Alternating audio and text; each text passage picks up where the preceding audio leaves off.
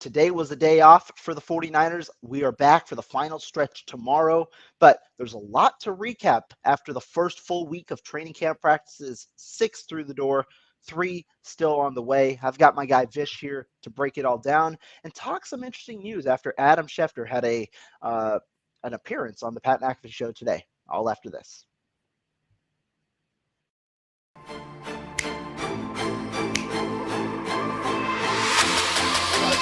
Let's go get him. Let's go get him today, man. Let's go. Hey, dominate on 3. 1, 2, 3, dominate.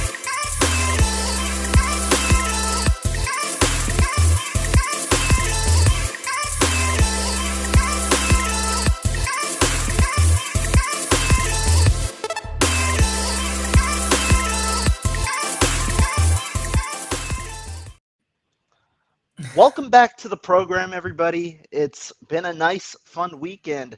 Perfect way to wrap up this kind of first stretch of training camp practices because I've got Vish here on the channel. Vish, how you doing, man? I'm good, dude. How are you? That's quite the intro. It kept going there for a little bit. I was going to be ready, have my game face on when it comes back to us, and it kept going there, and then the countdown finally came. Yeah, I mean, you see, this is my sell to people on the show. You can come on and you can just get hyped up with a nice little intro, and then we get right back into the show. So that's the way that we started. But Vish, appreciate you coming on, and I mean, we got a fun docket today.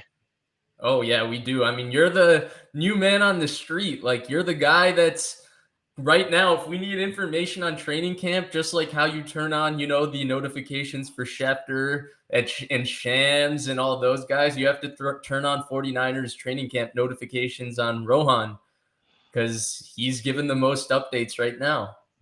Hey, I mean, I try my best, try and give you guys everything that, we can behind the scenes, everything that we've seen during training camp.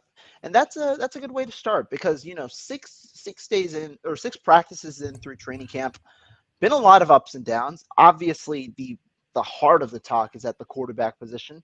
And so that'll be a nice way to start through the show. Talking about quarterbacks, I'm sure you've heard a lot, you've talked to a couple of people as well and streamed with a couple of people who've been there. What's just kind of been your takeaway hearing everything behind the scenes or hearing everything that's been going on about the quarterback debacle and all the chats that have ensued because of it? Yeah, it's kind of what I thought it was. I said before that these type of quarterback controversy, whatever competition situations you want to call it, are typically catastrophic. The only 2 in my lifetime I can remember being successful are the 2 Seattle's had. The one with Russell Wilson and Matt Flynn, and then the one last year with Geno Smith and Drew Lock. Like, this doesn't work. And I would say my number one takeaway watching the day-to-day reactions of highs and lows for each quarterback is that it's kind of a case what I thought. The Niners don't have a real answer at quarterback. Maybe Brock Purdy is. A lot of people, I mean, I'm unable to discern because there are so many mixed reports on how he's actually doing that I'm unable to discern what he's actually doing out there. And so given all of that, it's kind of just not a great situation, but I think they are making the best of the situation they have created with how they're handling it right now. I will say that is a positive. I think so too. And I mean, the first day, right, or the first and second day, the first day that Brock Purdy got out, which was day 2 of training camp, I was skeptical. I was skeptical of how they were going to make this work because of the quarterback rep split. That was a huge story because Trey Lance and Sam Darnold were essentially getting snaps once every 5 set of plays. Right. Now, the 49ers have changed things this offseason as compared to last. Their sets of plays are to accommodate their quarterbacks. They are not going with a lengthy 5-6 set of plays before handing it off to the next quarterback.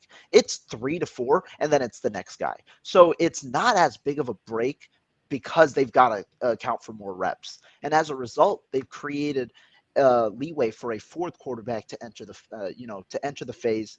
And early on, Lance and Darnold didn't get as many reps as I thought they should because Brandon Allen got every single 13 rep.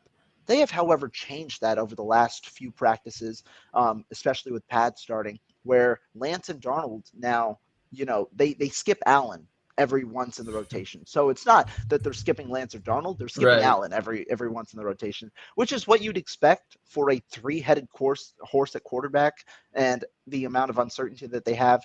Not only, with how Purdy will fully look once week 1 comes, but also who the hell is going to be the backup with with the what we've heard about Trey Lance this Right. offseason, what we heard about Sam Darnold this offseason, and things like that. Yeah, no, you said a lot there. I would say the one thing is the change in Brandon Allen's reps that way felt awfully reactive to the reaction that was originally happening when people found out the reps distribution. I think a lot of this stuff is a little bit overrated. I think people put stock in certain things just because they want to be informed, and they feel like by doing this they're more informed. Like, one of the things that I've really despised, and I think the Niners kind of culture has taken discourse like with how this is covered to like a completely different level, is this training camp stats. Yeah, like it's absolute bullshit, man. I don't know what this is, but like everybody has a 60%, 61%, 64%, 62%.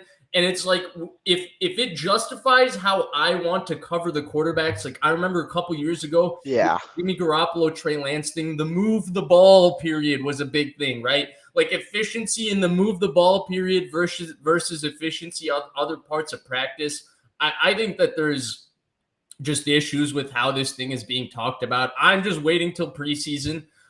It's hard not as a fan to go through the daily highs and lows when I read updates from people like you, like this person had a good practice, this person didn't, all those kinds of things. Like I immediately feel that emotion, but it's hard to go through the ups and downs and try to actually get a real opinion of this is what's happening in camp. A lot of people like you are doing a great job providing the best information you can. But we're talking about watching practice from a fair distance away, and everything happens this fast. And you don't have a big screen with a replay and those kinds of things either, right? It's like you're watching the football live, and whatever you catch in that moment is whatever you catch. And you can only describe what you catch. So it's really hard in a lot of different ways. And that's where I would say, like, one of the things that went on today, right? Like everybody felt like Brock Purdy had somewhat struggled in his return. And Kyle Shanahan was very positive in how he talked about Brock Purdy to the media. And we know that he's not a guy that usually praises players who aren't doing so hot in camp. Like we've heard him talk about Garoppolo in camp for years, even when he came back from injury and stuff like that. And so I just think there's such a difference of opinion on who's actually playing well and who's not. And I'm kind of sick of these like, oh, he's 61%, so he's good. He's 41%, so he's bad. It's annoying. And I'll say this as a reporter who's there, I don't like it either. The reason that I tweet out those stats, I was not going to, like, first of all, I didn't know that this, a lot of people were going to tweet out this, like, through 6 practices type of thing. Geez, that was a full wave. And then because of that, I have people going on other people's posts and then adding me saying, what were your stats? We want to hear yours because we heard everybody else's. And so because of that, went through, did it for a select few group of fans who wanted to know. But the reality is, here's how I look at it. I don't like doing that. I also don't like the way that it's utilized on Twitter because you really can't explain your thoughts. That's why I prefer my articles. That's why I prefer a stream where I could go through every single throw, take you through the process of the throw, and allow you guys to interpret the way that I'm seeing it based on the process of the throw as to whether you chart it as a good play, as a bad play, however you want to chart it. I'm trying to give you guys the context to where you guys can interpret it as much as possible. I don't like the statistical kind of portion of it because if we're being honest, like we've probably seen 10, 12 screen passes. You're not going to see somebody tweet out, oh, he was 62%. But 4 of those passes were screen passes. Nobody's going to say that, right? They're just going to give you the 62%. A couple of passes bad at the line of scrimmage. A couple of the passes were throwaways. You won't hear any of that. So in all reality, the numbers don't matter. And that leads me to this question. And by the way, with that, we put the results on the quarterback, right? If the ball hits the ground, we say it's the quarterback's fault. If the ball is completed, we say it's the quarterback's fault. And it's positive on the quarterback because that's what we can see in that split second. Well, when you go back and evaluate the film, right, which we're not doing, Kyle Shanahan is doing, incomplete passes could be charted as positive reps based on the quarterback's process. And, it might be a good play by the defender, but whatever, the process that gets you there is reliable, consistent, repeatable process. And completions could be like, well, yeah, he completed that throw, but that's not where we wanted him to go with the ball too. And so That's where that's there. And then there could be reps where the ball is not thrown by the quarterback and it's held onto, and then he runs outside of the pocket. And now you're charting that as a positive, where the other guy might have thrown the ball and it might have been incomplete, but Shanahan probably values the guy who actually threw it, even though it was incomplete, versus the guy who didn't. So there's so much nuance to this. And we have just turned it into, hey, quarterback A was 8 for 11, 2 touchdowns, 1 drop pick. Like that's how we talk about it. Like, what is this? The funniest part to me, I think, of all this is the touchdowns. Dude, in red zone, there are certain quarterbacks that get more throws than others, and because they want to incorporate the run game. And also down in distance.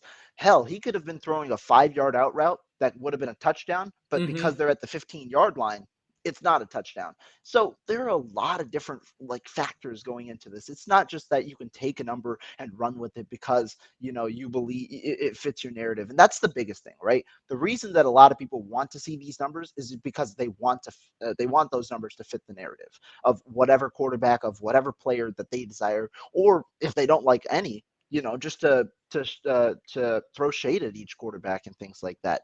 Right. And that leads me to this question here. Who do I think has been the best quarterback just watching? I can't tell you an answer here just because every quarterback has seen their really lows and really highs. Sam Darnold, going into day 6, was the most consistent. That's something that I was saying. I thought he stacked solid days, nothing special, but solid days of consistency through 5 days. And then he comes out and throws the worst practice of any quarterback in training camp on day 6. And so, it's tough because I think you could point to every quarterback as having some highs. Every quarterback is having some lows. And on top of that, a lot of people want to use the word rust with Brock Purdy, which elevates his performance in some eyes compared to others, whereas some are just truly just evaluating the performance that Brock Purdy has. And so, there's a lot that goes into it. As for who I personally believe the best quarterback is, I think Lance and Darnold have a higher edge on Purdy just because, first of all, they've had more volume, and second of all, I think their positive days have just been a little better than Purdy's positive days. But if I were, I'm not going to give a definitive answer just because I think that it's so fluctuating that you can't really say one specific quarterback. And with that said, I mean, what does that necessarily say about the quarterback position at the moment? I'm not exactly sure. And it can be a little bit overrated too, right? Like I remember Dante Whitner used to call Scott Tolzien Baby Breeze because he used to light it up in practice, right? Nick Mullins used to be the guy in practice, right? Brian Hoyer in 2017, I remember Niners reporters were saying this is the best quarterback they've seen in an offseason because he just threw the crap out of the ball against a terrible defense in camp. So it's like some of this stuff, I feel like it's a little bit perspective. It's a little bit dependent on your perspective, what you have seen, what you haven't seen before, who you've seen, what it's supposed to look like, your ability to actually evaluate, well, was that a good rep? Was that a bad rep? And that's where some of this stuff just gets very skewed. I by the way, part of the reason I'm so skeptical, no hate to you, Rohan, or anybody else who's covering camp, the part of the reason I'm such a hater is because I felt like last year, and this is to no fault of anybody else, it's actually my own fault. I rode the up and down wave of this guy looks good, all of that. And I felt like I was led astray by information. Now, it wasn't because anybody was providing bad information. Everybody is giving the information that they see. It was that my ability to consume that information secondhand and emotionally react to it was just not positive. I was consuming information, imagining wrong things, and stuff like that. And so this year I'm trying not to go through that ups and downs and all of that. And so that's where it is, right? And it's like, I mean, you talk about the ups and downs, right? Like 2 days ago, it felt like Trey Lance's eulogy was getting written, right? Like that first set of 3 practices when Brock Purdy returned and he missed a few throws and all of that. Now, right, the next 3 practices, you get a day off. It sounds like he lit it up those 3 practices, and everybody's like, see, it all changed, the positive turnaround. Well, how do you weigh those 3 practices versus these 3 practices, right? And that's where this turns into just in the moment, a very much react to what's going on right now, and we lose perspective on the entire situation. Yeah, I mean, exactly. I think that's the best way to put it. It's everything that you hear including what comes from my own mouth, I'll say this straight up, has to be taken with a grain of salt. There is so much that goes on. First of all, like the way that some plays are, the sacks and things like that. There's so many things that go on. And again, we can only see this once. I have said to Jesse Naylor, who I've stood next to for a couple of these practices, man, I wish we had the all 22 because Right. like even when we watch regular NFL games, right? There's that desire to go back and see what you missed, and there's always something that you missed compared to the first time that you watch it, just because you're getting to see everything from a bird's eye view and running over it multiple times to truly understand what's going on during that play. We don't get that opportunity here, and our vision on some of these plays can also be a little shifted, just because you probably are watching the progression of the play. So you might not necessarily watch what the reads are, 1, 2, 3, 4. You might just focus on where the ball goes. You might not be watching the offensive line. And maybe if you're watching the reads and progressions, you might not be watching whether a sack occurred on that play. And so there's Right. so much going on and things like that, which is why I still encourage you guys to take it all with a grain of salt. Now, real quick, before we get on to the important part of the show, throwing Oh, quarterbacks away. Do want to give a shout out to everybody that is tuned in. T-Man27 here. Akshay, thank you for tuning in, as well as Jamal. I appreciate you for coming in. Those of you guys that are here, make sure you ask your questions. I'm here to answer any questions. Vish obviously is one of the smartest minds in this business. Make sure you guys drop your questions down below, and we'll definitely go ahead and answer them.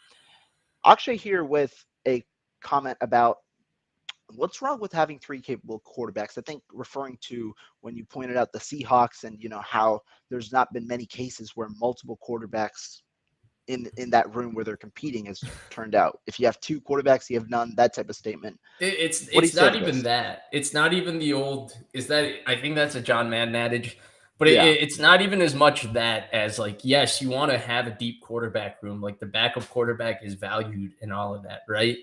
But when we're talking about having three capable quarterbacks, right? If we're talking about these three guys, where do they rank among starters in the league, right?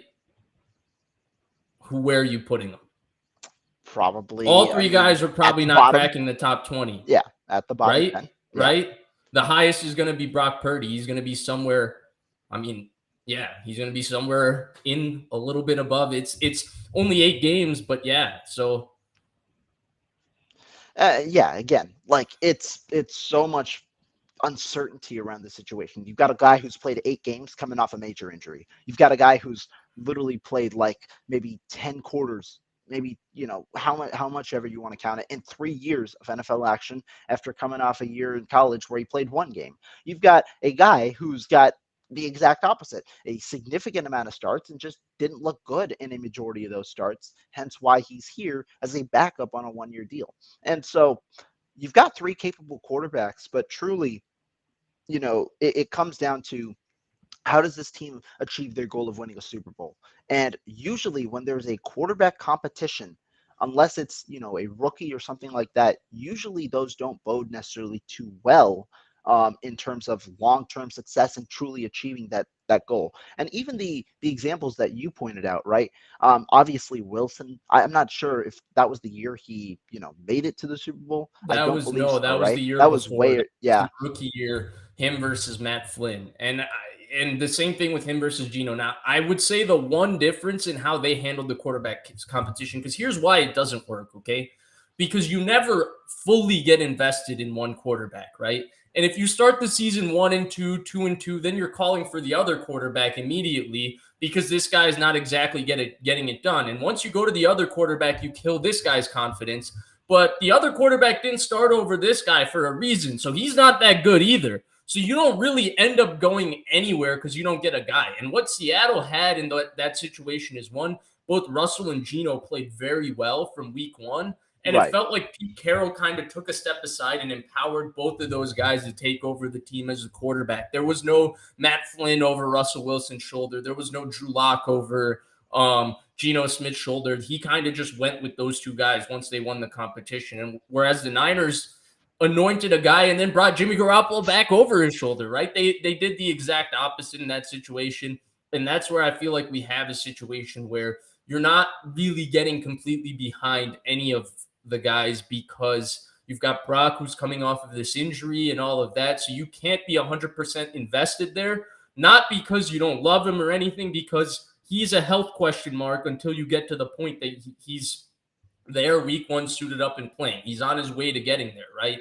You have Trey Lance, who's an enormous enigma. You invested this much in him. He's a very talented player, but clearly there's a difference in what you wanted him to be and what he is because you've put him in a backup quarterback competition a year after giving him the job when he only played 5 quarters in between. And then he is historically the least experienced quarterback we've ever seen. And experience accounts for something, and there's a level of growth that he needs to go through playing. And then you have Sam Darnold, who's trying to resurrect his career after 55 games of not living up to what he was billed to be coming out of USC. This is not a situation where you have 3 guys that are exactly knowing what their roles are, fit exactly that, and you know what you're getting from them. All 3 guys have massive question marks that we think that in their best case, they're 3 capable QBs, but all 3 guys could be 3 milk duds next year too. No, I mean that's very true, and that's the real fluidity about this situation. You're hoping through the 7 years that Kyle Shanahan's been here that you were able to find that true answer where you don't have to go through year-to-year fluidity. At the moment, we can't necessarily say that question has been answered this offseason yet. Is there a guy who I believe will end up being quarterback 1 based on everything we've seen? Yes. It seems very, very clear that Brock Purdy is the guy who they believe will assume quarterback 1 duties come week 1. But still, there is a level of fluidity with the quarterback situation that needs to be monitored. And truly, we are not going to be sold that he is that top, like he's the guy until we see a full body of work from him, which likely at least begins this season. I will say this.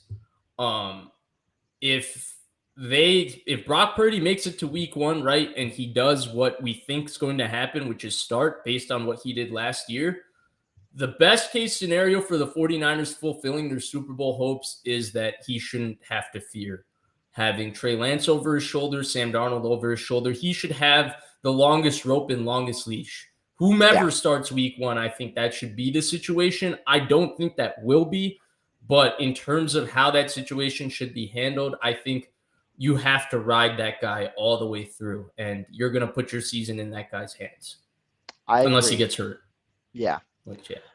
I did lie, however, though, about quarterbacks ending because I forgot that Adam Schefter came out today, gave a little comment about all 3 of the 49ers quarterbacks, the one that caught the most traction, Trey Lance. Schefter has said before that the 49ers have fielded offers for Trey Lance, have seen, and then also brought up that Sam Darnold is a guy who they believe could be the quarterback 2, a guy who they are very impressed on. Schefter didn't necessarily backtrack today, but he said they feel that Trey Lance had a good offseason. He's made a lot of progress and essentially said that the 49ers believe that they're in a good position with Trey Lance right now. Still affirmed that they think that they're impressed with Sam Darnold and believe that he could win that quarterback 2 role, and also said that they've been impressed with Brock Purdy, essentially saying that they're good with the 3 quarterbacks they have. What did you take away from what Schefter said today? I mean, it's how the 49ers should feel, right? It's the most optimistic view you can have on their quarterbacks, right? Brock Purdy is exactly who they want him to be, and he's fully healthy coming back to being that, right? And then you have Darnold, who's the guy who they're going to turn into Steve Young, apparently, right? And he's that guy. And then, of course, you have I guess Rohan just left me here. I'm good. There we go. Oh, he's back. And then you have Trey Lance, right? Who's a guy that so far, I don't think you can say Trey Lance has failed, but the pick has not worked out the way you would have expected, right? They've gotten minimal contribution there. There's no doubt about it. Whether whose fault it is, we can discuss that all day, but that there is this case where they haven't gotten contribution from that use of 3 first-round picks, and they're saying, he's improving. Again, I'm not sure. I'm kind of skeptical of this entire quarterback setup. I've been skeptical this entire offseason. I've been Mr. Hater on it. But I think if you're having an optimistic view of where they are and what the best case scenario for this situation is, it's exactly what Schefter laid out. Yeah. I mean, I agree. I think it's like kind of warming up to the fact that the 49ers right now believe that they're going to carry the three quarterbacks that they have on the roster. And in a way, it's just an iteration of what they've seen from this offseason. And I don't think that Schefter's lying with any facet of what he's saying. When we talk about Sam Darnold, I do believe the 49ers are impressed. I mean, like I said, before the dud that he threw on Tuesday, he was the most consistent quarterback of the group. And you could arguably said he looked like the best quarterback of the group. Again, training camp, take it with a grain of salt, like I said, but it's understandable to say why he's impressed because he's the newest guy in this offense.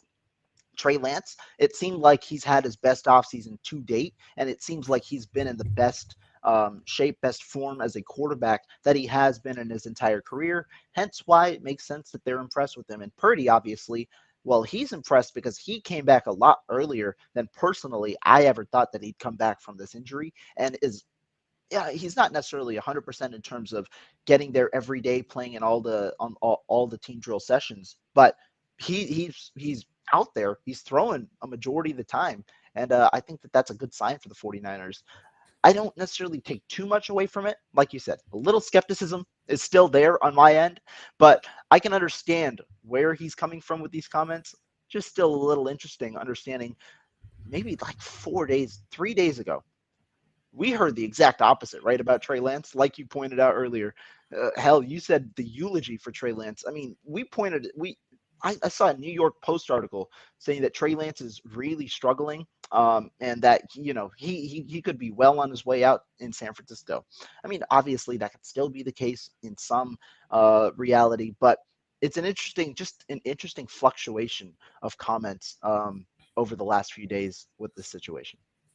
I think it's a weird situation too, right? Because the Niners have not like built its value, like in terms of building Trey Lance's value in terms of publicly talking about him in a positive way. Like they just have not done that, right?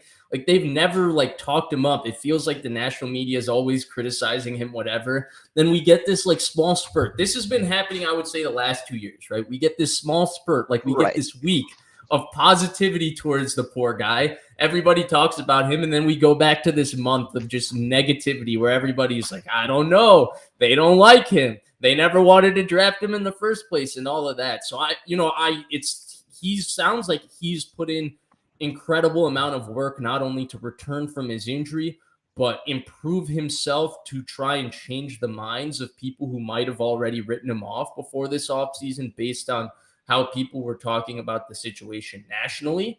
And so credit to him for that. But I think ultimately this is kind of a tough situation for him just because, yeah, it sounds like, again, like just 3 days ago, it felt like there was a national writing of his eulogy. Like Purdy was back. Sam Darnold was having like a couple good days in camp. And everybody was like, see, he's not that guy. He missed this throw. He missed that throw. And then bang, 3 days later, he has three, sounds like stellar days of camp. And look at this. Everybody's like, oh, they're really positive on him. They're very happy with the improvements he makes. If he has a couple another bad days, it'll go back to probably the Right. national eulogy, which is the annoying thing about what happens during this time. Yeah, I mean, I agree. It's a fluctuating situation, which is again the point. You take everything with a grain of salt. You don't overreact, like Vish said in the beginning. Don't overreact to the information that you see.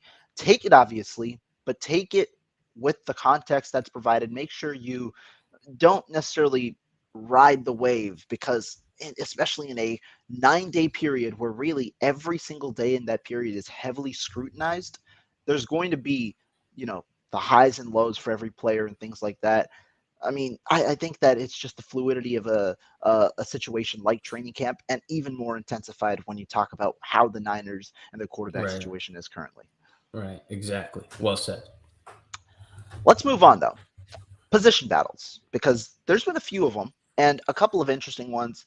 I'll highlight the ones that I believe are some of the bigger ones in camp, and I want to hear your thoughts on, the players at the positions and things like that. Okay.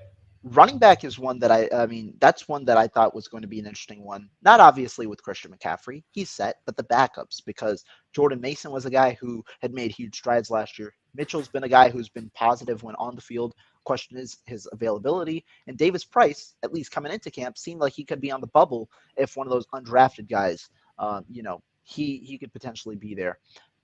The tides have changed a little bit in that running back room. It seems like the top four right now seem a little more firm. What have you liked based on what you've heard in the running back room so far? Yeah, again, it's hard because I'm going based off what I've heard, but given what I've seen from the running back room and what I know about the players based on previously watching them and researching them at different points in their careers, I'm a big Ty Davis Price fan. I liked him before the draft. I actually liked the draft pick. Now, I'll preface this by saying last year I was a big Trey Sermon fan. I thought the talent would win out. He didn't even make the roster.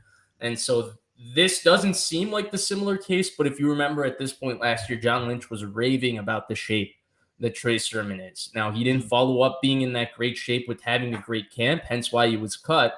And it sounds like Davis Price is not only in great shape, but he's also having a great camp. But I'm a big fan of the player.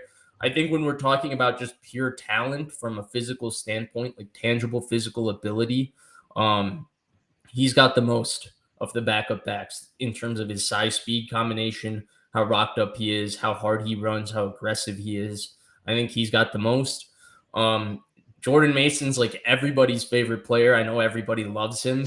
And it sounds like he's having a strong camp besides the fumbles, but we know Yeah, how the Niners are with the doghouse, with the fumbling. Ask Matt Breida, ask Raheem Mostert for a little bit. It's not a nice place to be.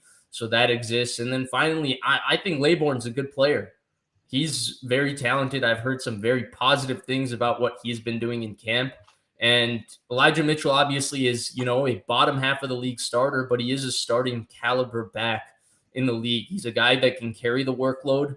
And he's a guy that doesn't fumble, and he runs hard and he's fast. And so I think that most likely what happens is that they move in Elijah Mitchell and they go with the young running back room of Laybourne, Mason, and TDP yeah. behind Christian McCaffrey. Now, is that wise? Will they prefer to keep a veteran? They have in the past, right? They kept a Jeff Wilson last year and stuff like that. So it'll be interesting to see, but that's what I would prefer them to do, just because I feel like Mitchell probably has the most open market value, perhaps TDP, not sure there, but I would love for them to pick up another 5th-round pick as they did with Jeff Wilson by moving one of those backs.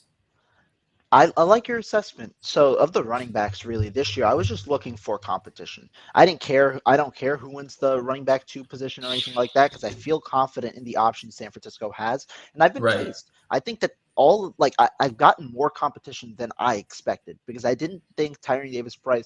I didn't really know what to think of him, given that we didn't hear too much of him in the OTA period, and then now he's come on a mission. He's run hard, good ball security, but he looks like a different player than he did last year. He is going downhill. His decisiveness is much better. And also match that with his vision and all of the stuff that you saw on his college film.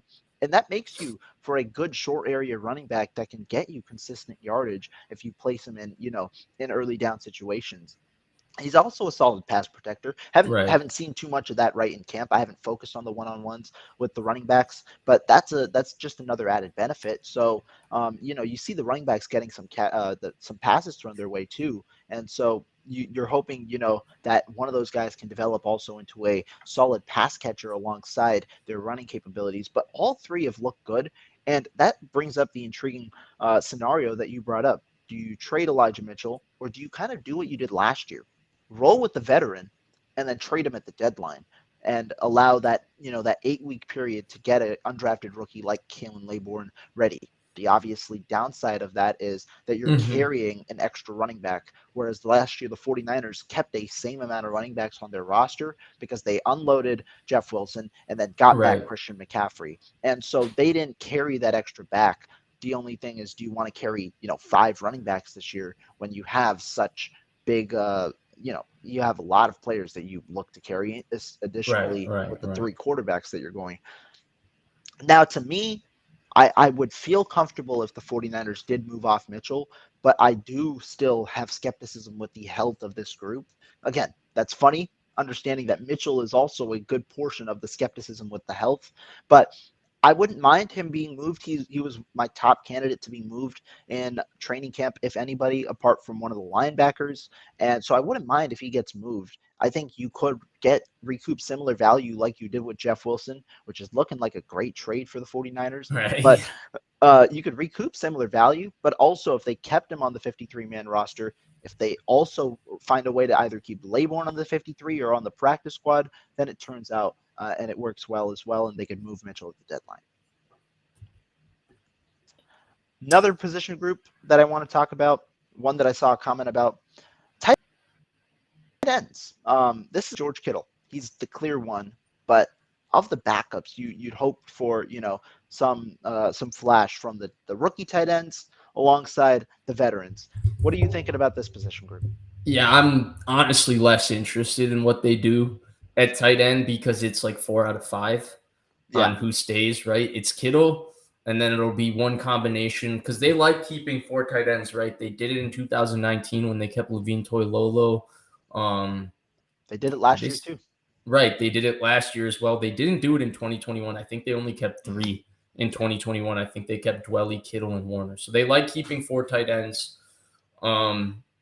I expect them to keep 4 tight ends. I think it's really a Warner versus Dwelly battle. I think part of the acquirance of the other 2 was that they weren't getting anything really from the combination of Warner and Dwelly. Warner had some moments in the run game, right? Chicago game in 2021 comes to mind where he did very well in the run game, but wasn't consistent. And then Dwelly is not great in the run or pass game as a blocker.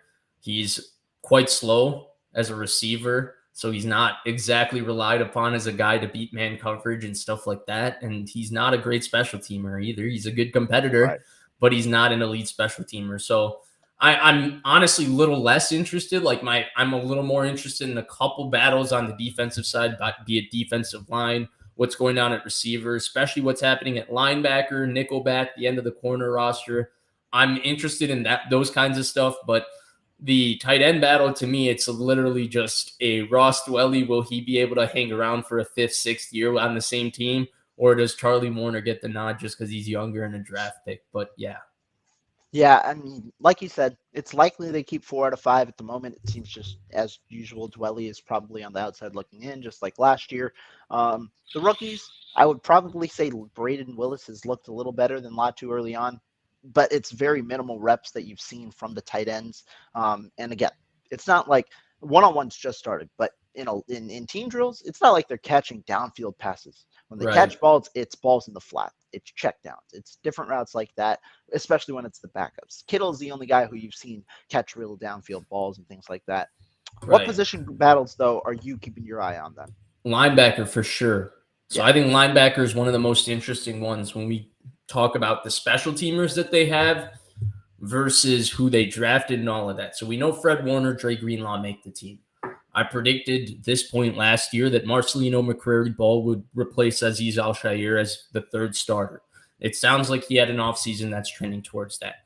Now there's Curtis Robinson, who the 49ers had make their 53-man roster last year before moving him on to IR. They valued him enough to cut somebody else and have him make the roster so that they could hold on to him. He's an ace special teamer. What do you do with him? D. Winters was a draft pick. Jalen Graham was a draft pick. What do you do with them? Demetrius Flanagan-Fowles is a good special teamer that you have felt a lot of time developing. And so I think they're going to keep 5, and we're at a situation where it's like 5 out of 7 because you have Oren Burks in there too, who was brought in as a special teams ace. And so I think this is one of the most interesting position battles when we talk about the depth at the position.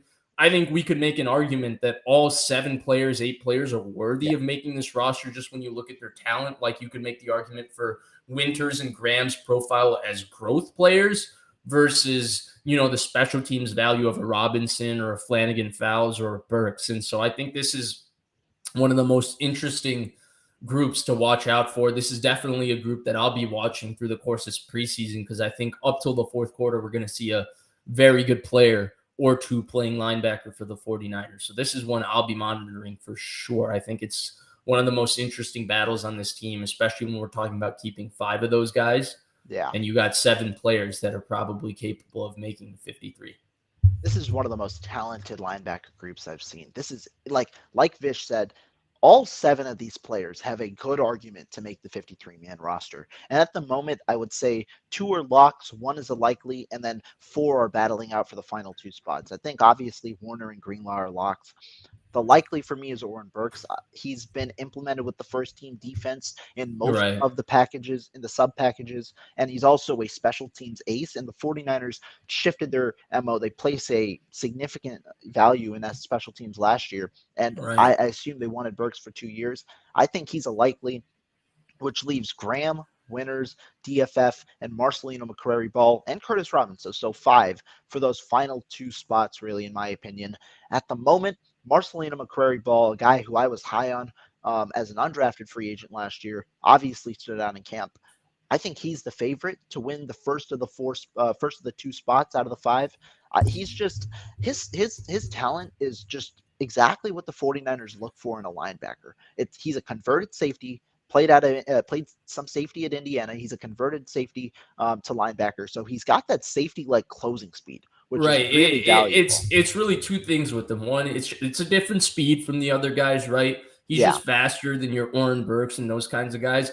And then 2, there's a different kind of recklessness with his body. It's yeah. Aziz Al-Shaair-esque, where he might not be the guy who actually makes the play, but he gets there first and he roughs the guy up, right? And he brings an energy and an infectious energy that other people feed off of and play to, right? Like a Hufanga, a Greenlaw brings it kind of for sure. So yeah.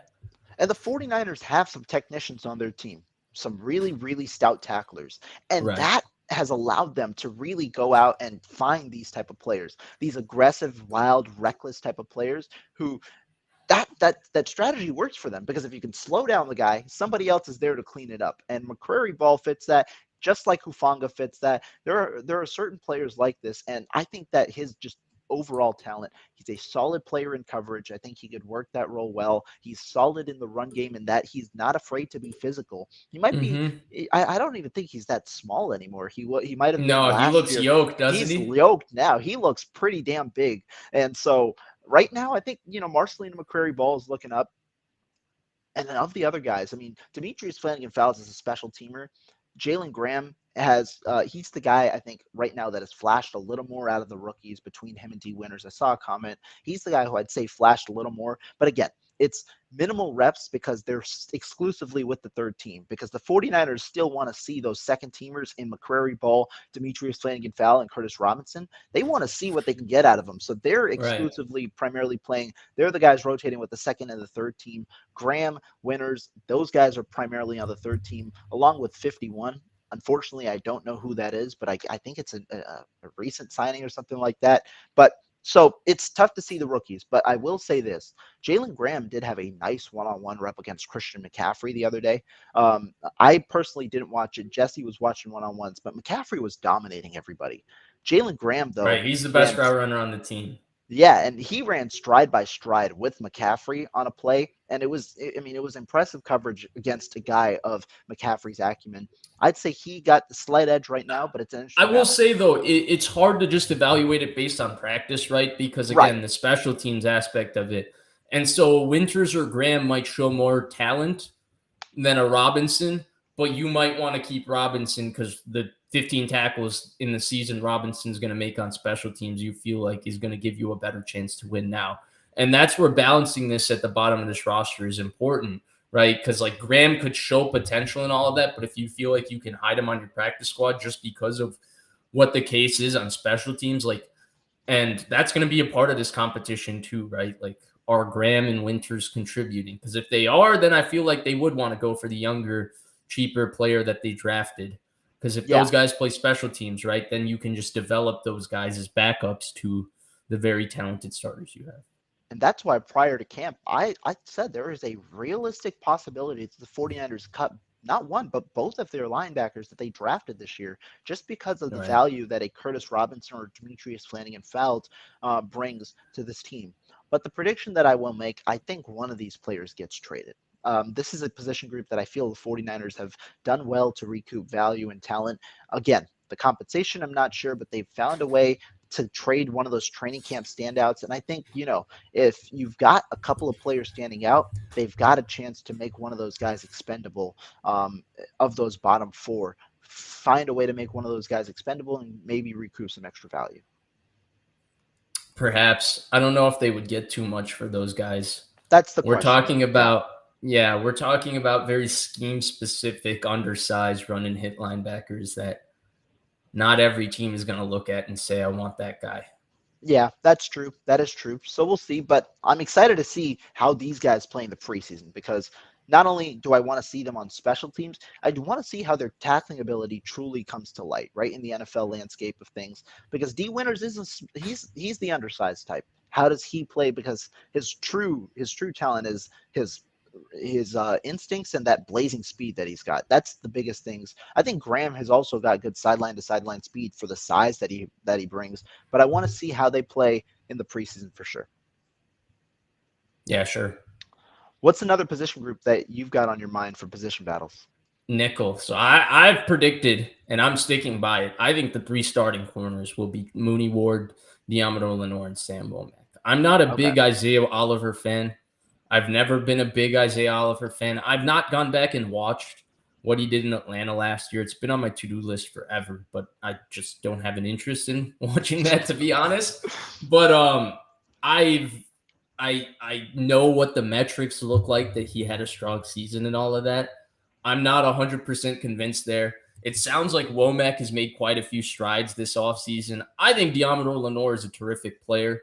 I think he played very well when he played nickel last year, even before he ended up becoming the starter after Emmanuel Mosley got hurt at outside cornerback. I think that one or him of Womack are both capable of starting on the outside, and the other one is capable of playing nickel. I think Diamador Lenore is probably the best player against the run out of those 3 guys, in my opinion. He's definitely the most aggressive. He closes quickly. He takes good angles to the football. I mean, the only game I feel like I can remember that he didn't play well against the run was when Josh Jacobs violated him a couple times at Las Vegas, when he just didn't close the gap on Josh Jacobs as quickly as he should have, and he got too much space between him and Josh Jacobs, and Josh Jacobs juked him out of his shoes. But I think Lenore is a terrific player. I think Womack is a talented player as well. I'm interested to see what happens at the bottom of this roster too, because Steve Wilks generally is supposed to like some more press man guys, and that's Ambry Thomas's bread and butter. Ambry Thomas was not very good last year, right? If he wasn't a 3rd-round pick, he's probably gone. I don't know if there was ever a greater emphasis when Janoris Jenkins signed off the street on Thursday and was playing in the game Sunday before Ambry Thomas. That's problematic to where Ambry Thomas's spot was on the roster, but now he's got like a get-out-of-jail-free card. And so I'm just interested to see how it plays out. I think there's way overblown structural changes to the defense. People did the same thing when D'Amico and Saleh switched. Oh, D'Amico's going to bring pressure. No. The Niners defense runs and functions a certain way, not because D'Amico and Saleh have a vision for what the defense is. It's because it's Kyle Shanahan's vision on how they play defense. And they're going to follow that, and Steve Wilks is going to follow that. Now, they might be a little bit more creative in their pressures, right? D'Amico brought sim pressures, usually bringing the nickel, taking one guy out the back, stuff like that. They might bring linebackers, bring Fred Warner, rush Greenlaw, do stuff like that a little bit more. So the pressures on 3rd down might have variances, but generally we're going to see them as a structural 4 down with that wide 9 front, right? The 3 linebackers, and then they're going to play 3 deep or quarters behind it on 1st and 2nd down. They're going to be very, very structurally sound. That's what they're going to do. And along those same lines, I expect the starting corners to be Sam Womack, Mooney Ward, and Diamador Lenore when the time comes. I think Isaiah Oliver is the ultimate insurance as a veteran, but yeah, I think those 3 guys will be the guys. That's a bold prediction for the reason that right now the 49ers, it seems like they've shifted their thought process early on, at least, about how they're going to use Sam Womack this year. Right, he's playing on the outside, right? He hasn't taken a rep in the nickel, and it seems right now that the second nickel has kind of been occupied by a variety of players. Quantrez Knight has probably seen the most action, but it seems like they're going to try and move Deshaun Jameson into the nickel, give him some opportunity with the second team. But because we see Womack on the outside, I'm not going to shut out the possibility of him playing in the nickel. I think they're comfortable with him in the nickel. He also looks bigger. I'll say this. He does look a little bigger this year. for sure. But I do think that they value him as the top insurance should Mooney Ward or should Deommodore Lenoir miss games. Ambry Thomas, I just feel bad for the guy. He's gotten a lot of opportunity. He's even run with the first team over Samuel Womack at times. The 49ers have done an interesting thing, at least yesterday, where they balanced the first and second team. So Lenoir ran with Ambry Thomas. Womack ran with Charvarius Ward at times. Mm-hmm. So they balance just continues to get targeted and targeted and targeted whenever he's on the field. He even has good coverage on plays. It's just, the receivers are getting their way with him. And at the moment, at least it looks like they prefer Luter. They wanted to give Thomas an opportunity, but they drafted another press corner in Terrell Luter, who right now seems like he'll probably be the guy for them unless they carry 6. But as for Womack on the inside, I'm curious to see, do they provide him any reps in that position in training camp? If not, do they provide him those reps in preseason? Because right now it seems like they've got Oliver as a firm guy in the at nickel, and it might truly be because he's a Steve Wilks preference. Because the reason Oliver's Right, here is right. because Steve Wilks is the guy who And brought him along. because they're bringing the nickel maybe a little bit less and blitzing the linebackers, they might prefer someone who's a little steadier in man coverage at Yeah, nickel. I don't yeah. know. For me, Womack is like, and this came to me last offseason, and I've kind of saved it, so I'll share it here on your show. It's kind of like their second chance at DJ Reed, right? DJ Reed is a Mm, terrific starting corner now. Look, I don't think they're similar players, but physically it's the same profile for me. right. When I Five watch nine. Womack, kind of longer, even though they're only 5'9", kind of yoked up to the max at 190, 91, 92 pounds, where they're maxed frame, and then they move. I think Womack might be a little bit quicker. Reed is probably a little more explosive, a little bit stronger. Definitely, maybe. And they're both really feisty football players. And so I'm still high on that ceiling. I understand that there might be a preference there, but I don't know. I think things are still subject to change. I think both of those players are very talented. I think Deommodore Lenoir especially is sniffing that second contract. And I think he's in the kind of shape where he's positioning himself to earn that second contract. And so I'm expecting big things. Again, it's also just I have a prior opinion of Isaiah Oliver that stems from a couple years ago that's not the highest there. So that's part of why I'm predicting what I'm predicting. It might have nothing to do with what's actually going on, right? But yeah. Yeah, I mean, we'll definitely see, and I'm interested to see even if Oliver struggles, what they end up doing at that position. Because I'm not going to say he hasn't struggled, I would say in camp, but he hasn't necessarily flashed either. He's just been there, and it's interesting because the 49ers gave him an interesting challenge. They're implementing Deebo Samuel and Brandon Ayuk in the slot in certain Mm-hmm. packages, and both of them have gotten a few catches on Womack, or not on Womack, on Oliver when in the slot. That's an interesting battle, though, for sure. Not only at the bottom, seeing how that will configure out, but also at the top, how that nickel package will go. I think the last position we probably got to talk about is the most loaded on the team, and that's defensive line. Defensive line is a very interesting group this year, and it just makes it even funnier that the 49ers brought Taco Charlton off the streets on Tuesday, and the guy was an immediate standout. I mean, he dominated against the second and third team on Tuesday, had a sack in 11s, won both of his reps in one-on-ones. Interesting guy. What do you think about the defensive line heading into preseason? Yeah, I think the group is a little bit more cut and dry, even though there are like 8 or 9 or 10 or 11 or 12 like very capable players on the group, right? Like I think we have a good idea of the Bosa's gonna make it, Javon Hargrave's gonna make it, Eric Armstead's gonna make it, Javon Kinlaw's gonna make it, right? Um, then you get to like Kerry Hyder, Cleveland Furl, Alex Barrett, Taco Charlton, and that's Kevin Givens. And I feel like we know in those names, there's probably 3 or 4, right? Like I think we expect Givens to make it. We expect Cleveland Furl to make it. There's Austin Bryant. So there's a few names there. I'm interested to see what happens at the end of the roster. I think what happens at the end of the roster is going to be less about who is the best player and who is realistically practice squad. Yeah. who will clear waivers and get to the practice squad and who they have to keep. Like, remember last year, what's his name? I said Kimoko Kimoko Toure. Toure. Like, everybody, oh, the best preseason player ever, blah, blah, blah. And they cut him, and it was like, bring Kimoko Toure back. And nobody wanted Kimoko Toure for the entire off season, right? Like, it took forever for somebody to sign him and all of that. And so that's where I think that's what's going to happen at the bottom of the roster. We're going to see somebody get a couple sacks in preseason, and everybody's going to be like, hey, see, that's the guy. That's the guy. Everybody, see, he's the best player, blah, blah, blah. He's going to get cut. Nobody's going to want him. And it's going to be one of those situations for sure with their D-line. But I think the Cleveland Furls, the Kevin Givens, the Javon Kinlaws, when we're talking backups, the one between Austin Bryant and Alex Barrett, and those kind of guys will probably make it. Kalia Davis, those guys will make it for sure. I will say this. The reason I bring up defensive line is my stance has shifted a little bit on Kalia Davis, who is a guy who I believed would make the roster prior to training camp. Davis has not been in there. He has been a third-teamer when he's practiced, which is understandable. Okay. You've got Armstead, Hargrave, you've got Kinlaw, Kevin Givens, but a lot of other players have eclipsed him. Alex Barrett has slowly crept up in there. T.Y. McGill has slowly crept up in there I as well. forget about him. He's a good player too. That's another guy. And at the moment, I mean, Kalia Davis did not practice yesterday. I don't know if it was an injury or something like that. At the moment, it seems the 49ers are positioning themselves to potentially have him as a practice squad player. Again, roster politics could come into play. If they don't believe he'll clear waivers, Alex Barrett. How healthy is he? How healthy is he? He's looked. I mean, he hasn't flashed, but does he get stuck on PUP?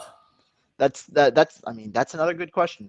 Because he's practiced. Who's the healthy guy they're going to stick on PUP, right? My guess is that corner, Deshaun Jameson, the undrafted corner. Yeah, they could. Bone bruise is what popped up before. Right, Darrell Luter, right? Remember the mysterious injury Tim Harris got?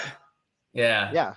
I mean, that definitely could happen. But I think that, roster politics could come into play if they truly like Kalia Davis and his potential. Because a guy like Alex Barrett, he's a good player. You can cut him, bring him on the practice squad, and then immediately elevate him for whatever game you want to elevate him. Right. The guys. I mean, the Niners, there's going to be a couple guys that the Niners do that with, right? Like, does anybody remember that it was Malik Turner?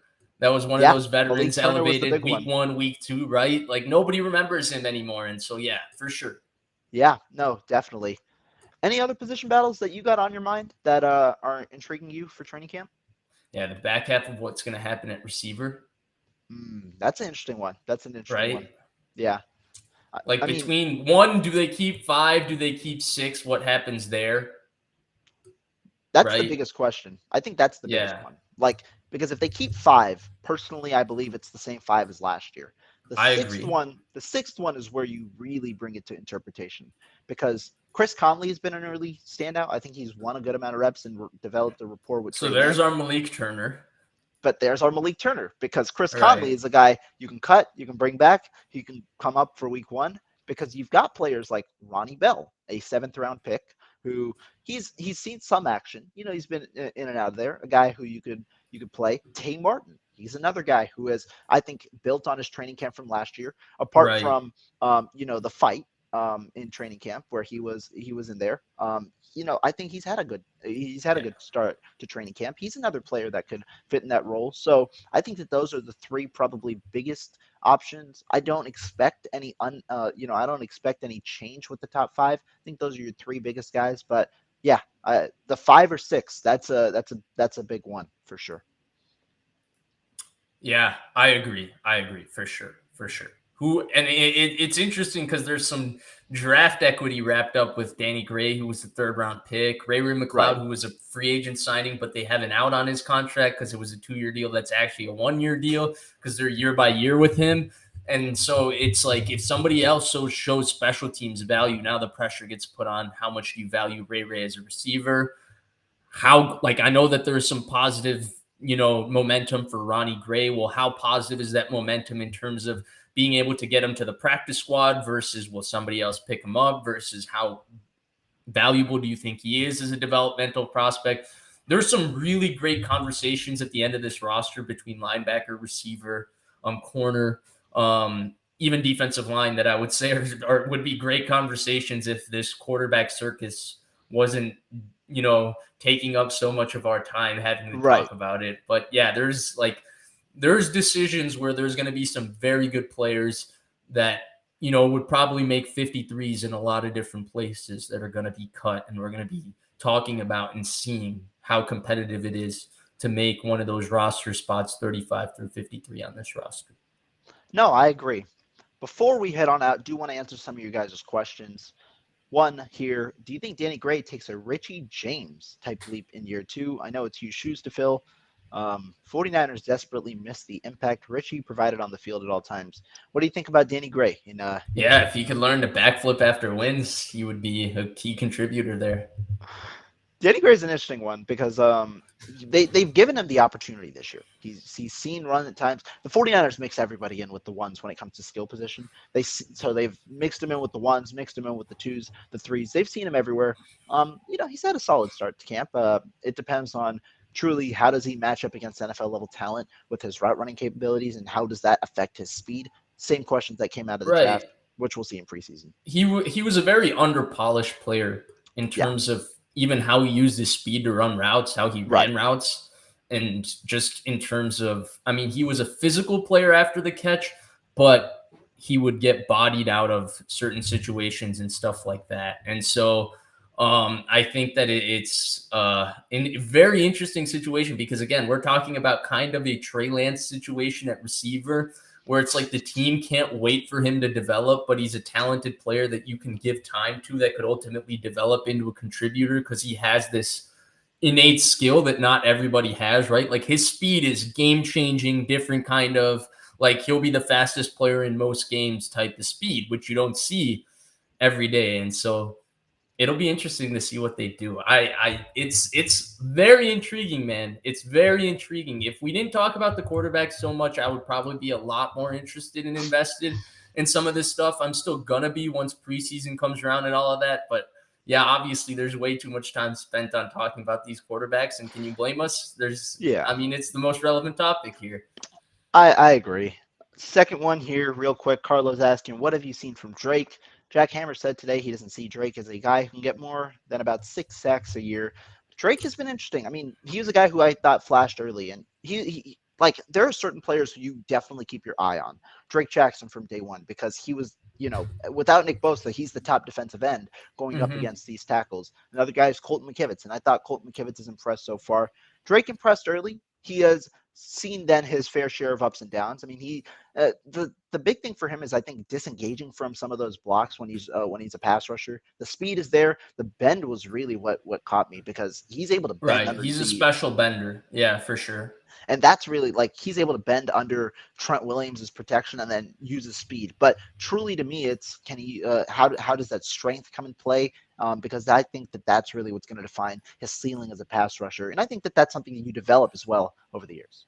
Yeah, I think it's too early to say how many sacks he's going to get and stuff like that. Like, I remember people 2 days ago before pads even came on, were like, oh, he's going to be a big superstar. And it's like, yo, chill. Pads haven't come on. We haven't seen, what happens when they actually lock on. And then, once pads come on, right, we go into this guy's good, this guy is bad. And then 2 weeks later, the attrition of camp, the, day after day, the sessions, the wear and tear of it and all of that. Next thing you know, you don't hear that guy's name in camp for the next 12 days. So I respect the crap out of Jack's work, but I would chill on deciding how many sacks he's going to get, because I think he's the kind of player that as he keeps getting reps, as he keeps getting practice reps, we're going to see him grow throughout the season, right? Like, think about where Aaron Banks started last year at camp after changing his body.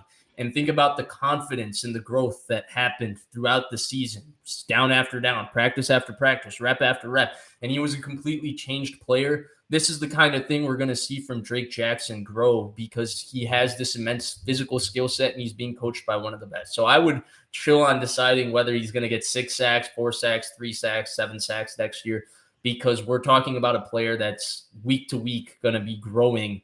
And yeah, we don't know where he's going to be at the end of the year for sure. Yeah, no, I agree.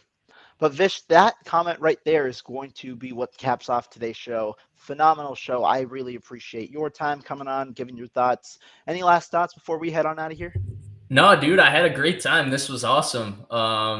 I had an enjoyable time reading some of the comments earlier too. I saw one of the comments was like, "Yo, I thought you guys were the same people for the longest time.